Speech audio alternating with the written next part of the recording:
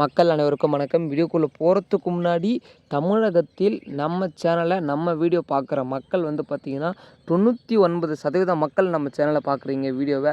அதில் குறிப்பாக 1% மக்கள் தான் நம்ம சேனலை தொடர்ந்து சப்ஸ்கிரைப் பண்ணுறீங்க. மற்ற 99% மக்கள் நம்ம சேனலை வீடியோ பார்க்குறீங்களே தவிர மற்ற யாருமே சப்ஸ்கிரைப் பண்ண மாட்டேறீங்க.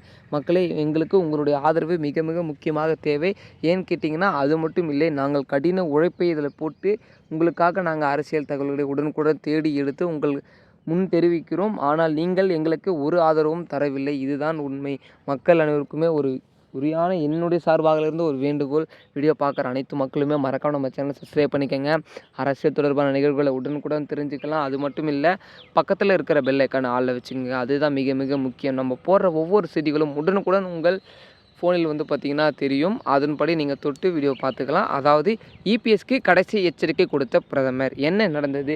ஏன் பிரதமர் கோபமானார்? இபிஎஸ்சிடம் எதற்கு கோபமானார்? இப்படி பல சில கேள்விகள் இருக்குது உங்கள் மனசில். அது எனக்கு தெரியும். அது என்னவென்று தெளிவாக பார்ப்போம். அதாவது நமது அமித்ஷா வந்து பார்த்திங்கன்னா அதிமுகவுக்கு ஒரு உத்தரவே விட்டார் என்று சொல்லலாம். என்ன உத்தரவு என்றால், தாவேகாவை எப்படியாவது கூட்டணியில் சேர்த்து விடுங்கள். அதாவது அதிமுகவுடன் தாவேக்கு கூட்டணி சேர வேண்டும் என்று நமது அதிமுக பொதுச் செயலாளர் இபிஎஸ்க்கு வந்து பார்த்திங்கன்னா மேலிடத்துலேருந்து ப்ரெஷர், அதாவது எங்கேருந்துன்னா பிரதமர்லேருந்து நமது அமித்ஷாவிடம் இருந்தும் பார்த்திங்கன்னா அவருக்கு வந்து மேலிடத்துலேருந்து ப்ரெஷர் வந்து கொண்டு தான் இருக்கிறது. இதனால் கடும் கோபத்திற்கு உள்ளானால் நமது பிரதமர் மோடி. ஏனென்றால் இன்னும் கூட்டணி தவிர்த்து எந்த தகவலும் அதிமுகவும் சரி தாவகவும் சரி நாங்கள் வைத்துக்கொள்கிறோம் என்ற ஒரு தகவலையும் தெரிவிக்கவில்லை. ஏனென்றால் தமிழகத்தில் வருகிற 2026 சட்டமன்ற தேர்தல் நெருங்கி கொண்டிருக்கும் வகையில் இருவருமே எந்த ஒரு தொடர்பையும் வந்து பார்த்திங்கன்னா நமது பிரதமர் மோடிக்கு வந்து தெரியப்படுத்தவில்லை. அதனால் அவர் கடும் கோபத்திற்கு ஆளானார் என்பதே சமூக வலைதளத்தில் ரொம்ப வைரலாக பரவிட்டிருக்கு. அதாவது அவர் அதிமுக பொதுச் செயலர் இபிஎஸ்சிடம் அரை மணி நேரம் பேசியுள்ளார். அதிலும் கோபத்தில் தான் பேசியுள்ளார்.